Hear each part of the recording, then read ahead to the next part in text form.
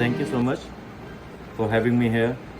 तो मेरी speciality medicine and रिमेटोलॉजी में है एंड कुछ एक्सपीरियंस मेरा जीरियाट्रिक मेडिसिन में है, जो कि बेसिकली जैसे हमारा कार्डियोलॉजी होता है हार्ट के लिए, न्यूरोलॉजी है ब्रेन के लिए है, पीडियाट्रिश आ जाते हैं, पीडियाट्रिशियंस आ जाते हैं फॉर द चिल्ड्रन।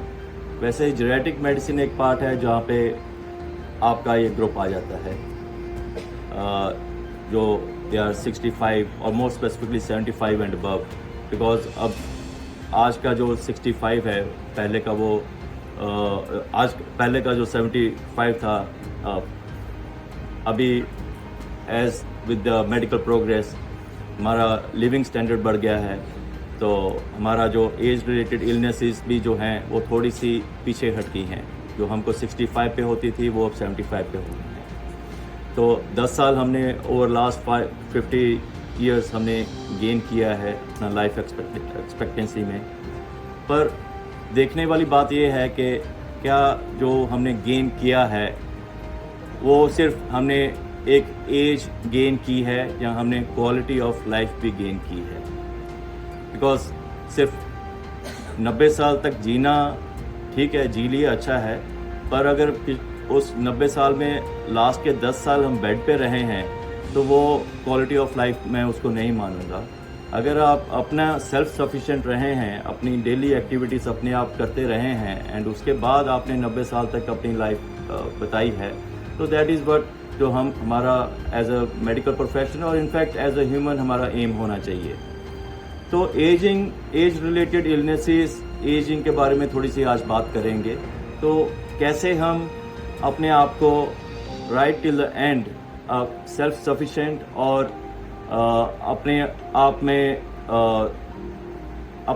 अपने आप से ही मैनेज कर सकते हैं ताकि हम किसी और के ऊपर डिपेंडेंट ना रहें।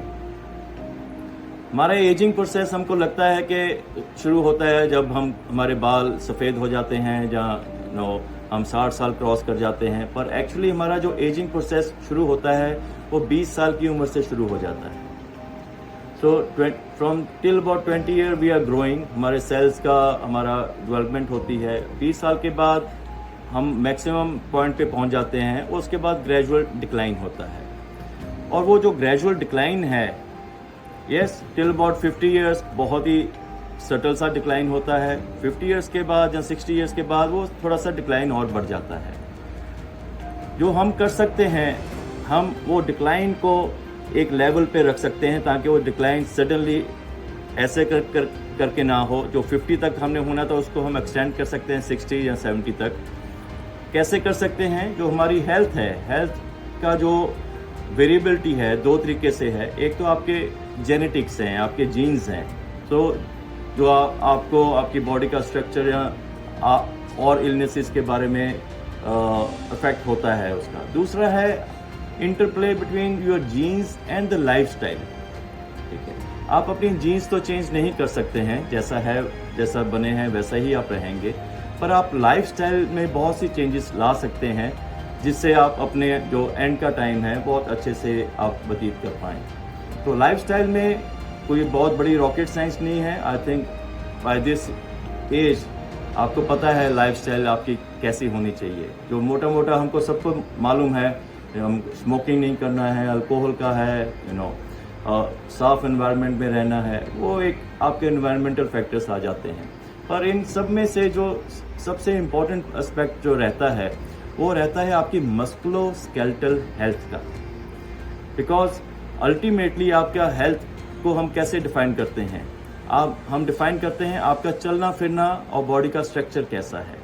ऑफ कोर्स आपके चलने फिरने के पीछे बहुत बड़ी साइंस है। आपके फेफड़े भी अच्छे होने चाहिए, आपका हार्ट भी अच्छा होना चाहिए, सब कुछ होना चाहिए। पर अल्टीमेटली अगर कोई इंसान यहाँ से चल के वहाँ जाता है और उसको चलने में वहाँ तक किसी को 5 मिनट लगते हैं और किसी को 1 मिनट लगता है, तो क्या फ़र्क है दोनों में? दोनों की में फ़र्क है उसकी मस्कुलोस्केलेटल हेल्थ का। ठीक है, तो जो हमको फोकस रहना चाहिए और थ्रू आउट लाइफ में, अगेन ये अभी की बात नहीं है, as I said our ageing starts from 20 years. और ये जो लाइफस्टाइल की मैं बात कर रहा हूँ ये उसी टाइम से हमारी शुरू हो जानी चाहिए। तो सबसे बड़ा फोकस हमारा होना चाहिए हमारी फिजिकल एक्टिविटी के ऊपर, ठीक है। तो फिजिकल एक्टिविटी हम कहते हैं वॉक करें, ठीक है, वो भी एक एक्टिविटी है, कैनी काइंड ऑफ एक्टिविटीज है एक्टिविटी। पर वॉक करना अच्छी बात है, अगर आप कुछ नहीं और नहीं कर रहे हैं तो वॉक कर लिए, कुछ भी अपना एनी काइंड ऑफ मूवमेंट, ज़्यादा टाइम में आपने बैठना नहीं है। पर एक चीज़ जो सबसे मेजर इम्पैक्ट डालती है आपकी हेल्थ में और आपकी फिजिकल मूवमेंट में, वो है आपका स्ट्रेंथ, ठीक है। वॉकिंग से हमारा कार्डियोवास्कुलर हेल्थ इज गुड, हमारा ओवरऑल अच्छा है, पर सबसे अल्टीमेटली जो डिफाइन करता है आपकी हेल्थ को वो है आपकी मसल की स्ट्रेंथ, जो हम अक्सर भूल जाते हैं और अक्सर उसके ऊपर फोकस नहीं करते हैं। मैं जो चीज़ें मैं उसके ऊपर थोड़ी सी बात करूँगा जो हम मिस करते हैं, जो हमको इट्स नॉट के हम जो डे टू डे ठीक है हमने वॉक कर लिया, हमने शुगर कम कर ली, हमने बाहर का खाना कम कर दिया, वो हम सबको पता है। वो जो चीज़ें भी वो मैंने रियलाइज़ किए जो हम एक्चुअली मिस करते हैं, जो हमको करनी चाहिए, वो है आपकी स्ट्रेंथ, मसल स्ट्रेंथ। और मसल स्ट्रेंथ के लिए आपको कुछ ना कुछ किसी मसल स्ट्रेंथ कैसे गेन करेंगे, अगर आप कोई रेजिस्टेंस ट्रेनिंग करते हैं। रेजिस्टेंट ट्रेनिंग क्या होगी, आप मसल्स को, आप जिम जाते हैं, आप वेट को उठाते हैं और मसल्स को डेवलप करते हैं। सिमिलरली आपके डे टू डे एक्टिविटीज़ में वॉक वगैरह वो सब चीज़ें ठीक हैं, एक तरीके से मसल्स को डेवलप करने की भी कोई ना कोई ट्रेनिंग, कोई ना कोई एक्सरसाइज जरूर होनी चाहिए, ठीक है। अब पहले बहुत गांव में या कैसे भी कह ले आप वो सिटअप्स लगाते थे, उठक बैठक लगाते थे, वो क्या है आपकी बॉडी वेट का जो है आप मसल्स को डेवलप करते हैं उससे। सो कुछ चीज़ें हैं, आप छोटे से डंबल्स 1-1, 2-2 किलो के रख सकते हैं, वो आप आर्म स्ट्रेंथ के लिए, शोल्डर स्ट्रेंथ के लिए यूज़ कर सकते हैं। चेयर से पे बैठे हैं, विदाउट सपोर्ट आप खड़े हो रहे हैं, तो आपके जो लेग्स के मसल्स हैं, क्वाड्रिसेप मसल्स हैं, वो आपके डेवलप होंगे। सो ओवरऑल जो अभी माना गया है वो है कि आपकी मसल स्ट्रेंथ कितनी अच्छी है, उसके ऊपर आपकी बाकी फिजिकल एक्टिविटीज़ और आपकी ओवरऑल हेल्थ उसको डिफाइन करती है। सो रेगुलर एक्सरसाइज वो पार्ट है। तो रेजिस्टेंट ट्रेनिंग इसको बोलते हैं हम, जैसे हम डंबल्स उठाते हैं, जहाँ आजकल को बैंड्स मिल जाते हैं, तो बैंड्स की आधा घंटा हमको एक्सरसाइज, स्ट्रेचिंग एक्सरसाइजेस, ताकि आपके मसल्स डेवलप रहें। तो मसल्स डेवलप रहेंगे और उसके साथ आपकी बोन्स भी डेवलप रहेंगी। Everything depends upon the strength of your muscles. उसको कोई ना कोई वेट बेरिंग एक्सरसाइजेस के साथ हमको अपने डे टू डे लाइफ में लेके आना है। और एस्पेक्ट जो है, और जितना आप मस्कुलोस्केलेटल हेल्थ को अपने आप को मेंटेन करेंगे, अल्टीमेटली आपका सारी जो और एसोसिएटेड प्रॉब्लम्स हैं, बेड पे आना, आपकी मेंटल एक्टिविटी और सारी उसके साथ ही एसोसिएटेड हैं, उसको इम्प्रूव करके रखेंगे तो सब चीज़ें आपकी अपने आप ही कंट्रोल में आएगी। आपका बीपी, शुगर सब कुछ कंट्रोल में आएगा। So main take home point is muscle strengthening exercises one should always inculcate on day to day activities. दूसरा एस्पेक्ट आता है जो एज विद एज हमने जो और एक्स्ट्रा क्या करना है, जो कि हम रेगुलर यंग एज में नहीं करते हैं। हम काफ़ी चीज़ें भूल जाते हैं। 2-3 चीज़ें का ध्यान रखना है। वैक्सीनेशंस, आजकल कोविड का टाइम है, सबको वैक्सीनेशन के बारे में नॉलेज है। 3 वैक्सीन अगर आप अपने when you cross age of 65 आप लगाएंगे तो आपका आगे जाके कहीं ना कहीं बेनिफिट होगा। आई एम श्योर किसी न किसी को हर्पिस जोस्टर, जिनूर का कोई डिजीज़ किसी न किसी को जरूर हुई होगी यहाँ पर।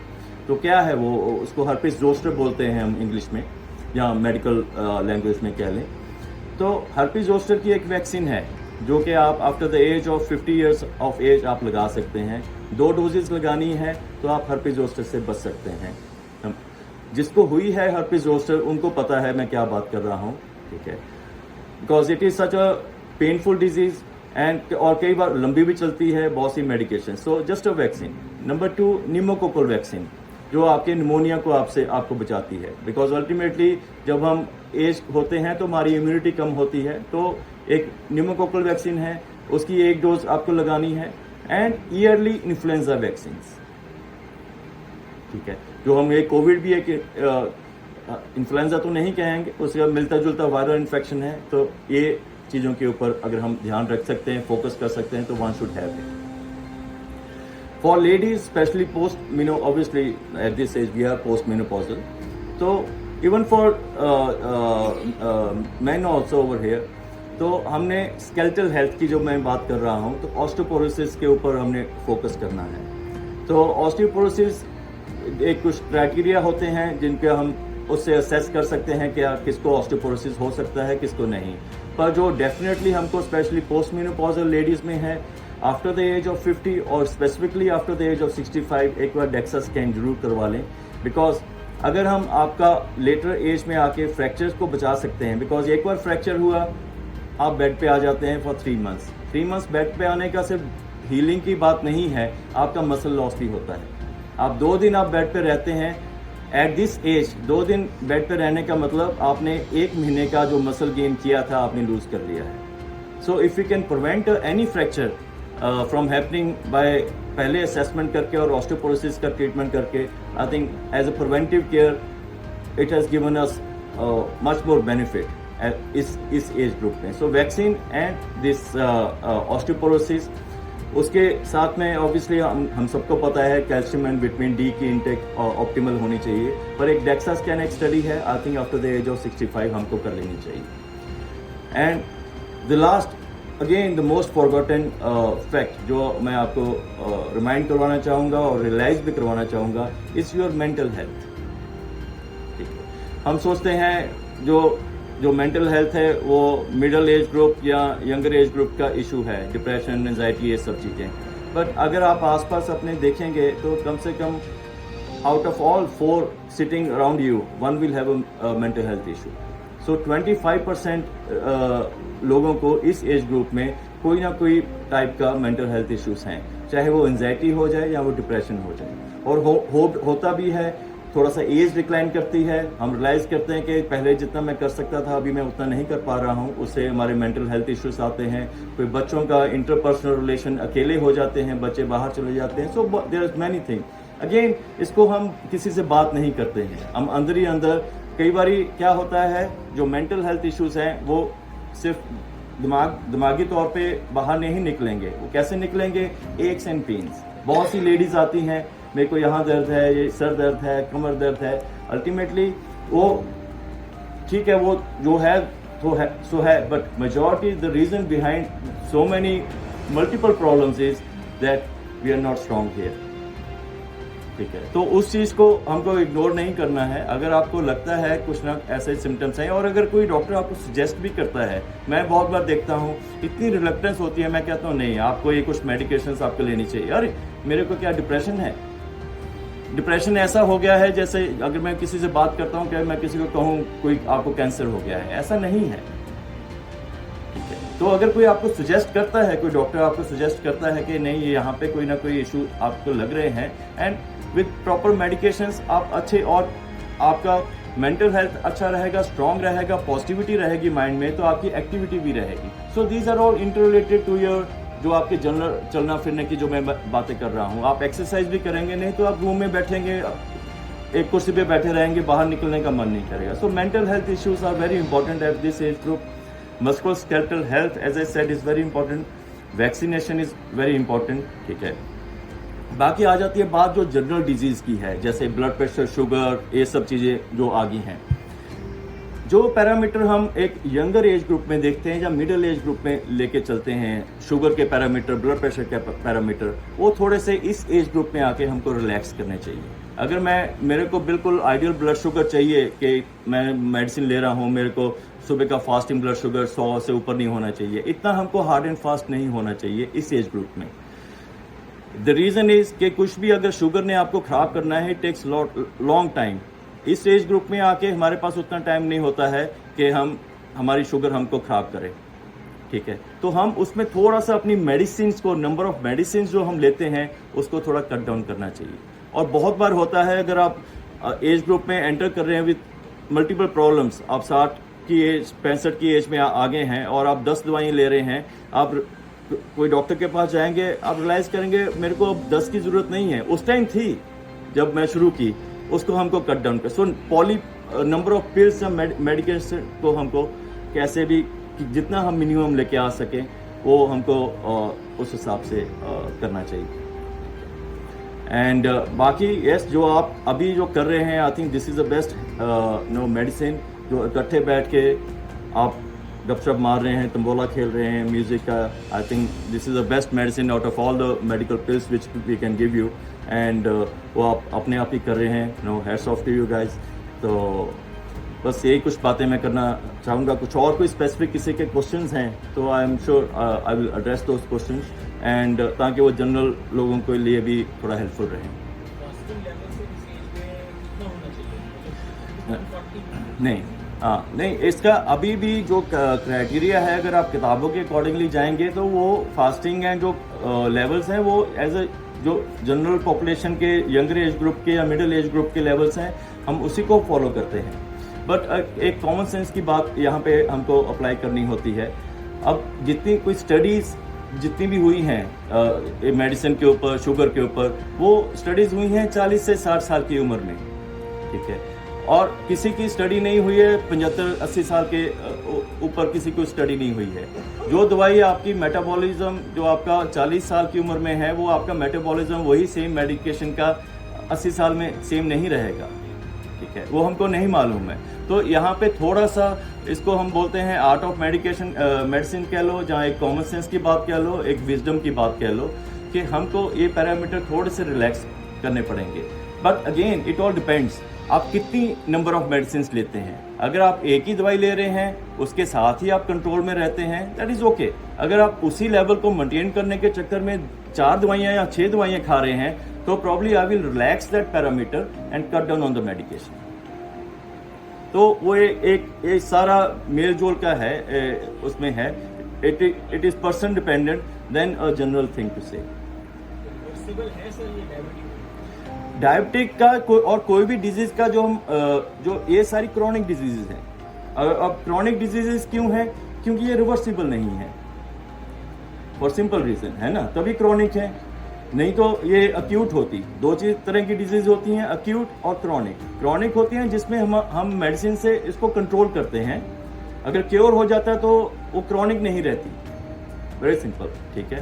अक्यूट होती हैं, किसी को खांसी जुकाम हुआ, हमने 2 दिन एंटीबायोटिक दी, 5 दिन में ठीक हो गए। किसी को पित्ते की पथरी है, निकाल दिया, ठीक हो गया, वो होता क्योर होता है, ठीक है। सो क्योर और कंट्रोल में फर्क होता है। जहां तक रिवर्सिबिलिटी की बात करते हैं हम क्रॉनिक डिजीज में, सबसे पहले कोई भी डिजीज का पार्ट रहता है लाइफस्टाइल मॉडिफिकेशन। किसी भी आप डिजीज का नाम लें, आपको फर्स्ट स्टेप है लाइफस्टाइल मॉडिफिकेशन। लाइफस्टाइल मॉडिफिकेशन में अगर आप डायबिटिक की ही बात करें, हम कहते हैं आप वॉक करें, वेट को कम करें, अपना खाने पीने का ध्यान रखें, इजंट इट? वो क्या है? ये सब 3 चीजें जो मैंने बताई हैं, ये आपकी लाइफस्टाइल मॉडिफिकेशन है, ठीक है। और कई बारी जस्ट लाइफस्टाइल मॉडिफिकेशन से ही चीजें कंट्रोल में आ जाती हैं।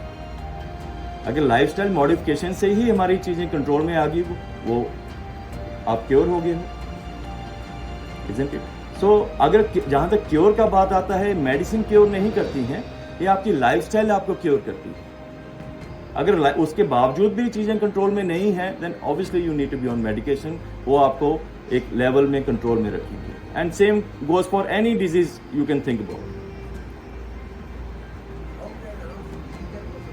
Sorry, how to enhance leg muscles?